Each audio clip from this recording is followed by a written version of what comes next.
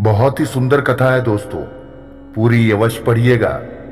श्री राम जी के दरबार में एक कुत्ते ने कैसे न्याय किया। बस आपसे एक ही अनुरोध है कि अगर कथा आपको पसंद आए तो कमेंट बॉक्स में जय जय श्री सीताराम जरूर लिखिएगा।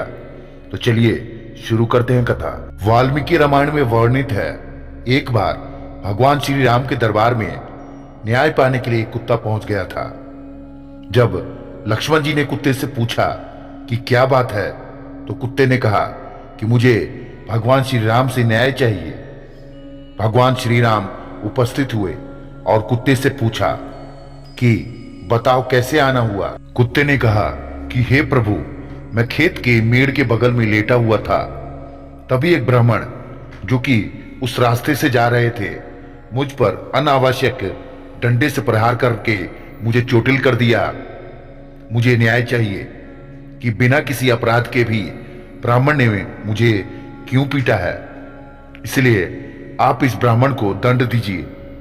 इस पर भगवान श्री राम ने उस ब्राह्मण को भी बुला लिया और सवाल किया कि आपने इस कुत्ते को किस कारण से पीटा है। ब्राह्मण ने कहा कि हे प्रभु, मैं स्नान करने के लिए नदी की तरफ जा रहा था, तो सोचा कि ये कुत्ता कहीं मेरे कपड़े छूकर मुझे अपवित्र न कर दे, इसलिए इसे दूर भगाने के लिए मैंने इसे एक डंडे से प्रहार किया। प्रभु श्री राम ने कुत्ते से पूछा कि तुम बताओ इसको क्या दंड दिया जाए। तब कुत्ते ने कहा कि हे प्रभु, मैं आपकी शरण में आया हूं, न्याय तो आपको ही करना है। इस पर भगवान ने फिर से कहा कि नहीं नहीं, तुम बताओ इसे क्या दंड दिया जाए और वही दंड इस पर लागू होगा। तब कुत्ते ने कहा कि इस ब्राह्मण को कालिंजर के एक मठ में मठाधीश बना दिया जाए। यह सुन वहां राज दरबार में उपस्थित सभी लोग अवाक रह गए, क्योंकि कालिंजर का वो मठ असीम वैभव, ऐश्वर्य और अकूट धन से समृद्ध था।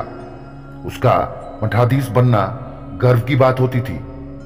तब भगवान राम ने पूछा कि तुम दंड दे रहे हो या मजाक कर रहे हो।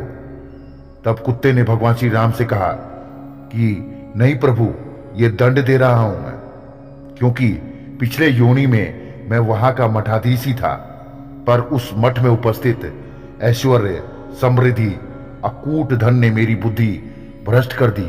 मुझे जो सत्य के प्रति कार्य करना था उसको न करके मैं गलत कार्यों में लिप्त रहने लगा और उसे ही जीवन का असली आनंद समझ बैठा, जिससे मेरे तप का तेज खत्म होने लगा और एक दिन मेरी मृत्यु भी हो गई।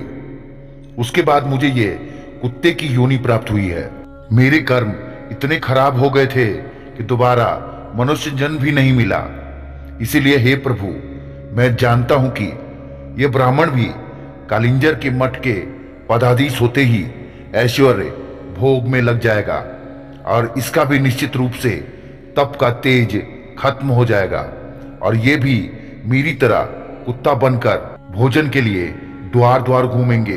कुत्ते के रहस्य भरी बातों को सुनकर सभी लोग आश्चर्य से भर गए। दोस्तों, इस कथा का सार यह है कि मनुष्य को धन, वैभव और ऐश्वर्य के लालच में अपने असली कर्म को नहीं भूलना चाहिए। तो मित्रों, अगर कथा पसंद आई है तो कमेंट बॉक्स में जय जय सिया सीताराम जरूर लिखें। तो मिलते हैं अगली किसी बेहतरीन आध्यात्म कथा के साथ। तब तक के लिए आपका प्यार, आपका आभार।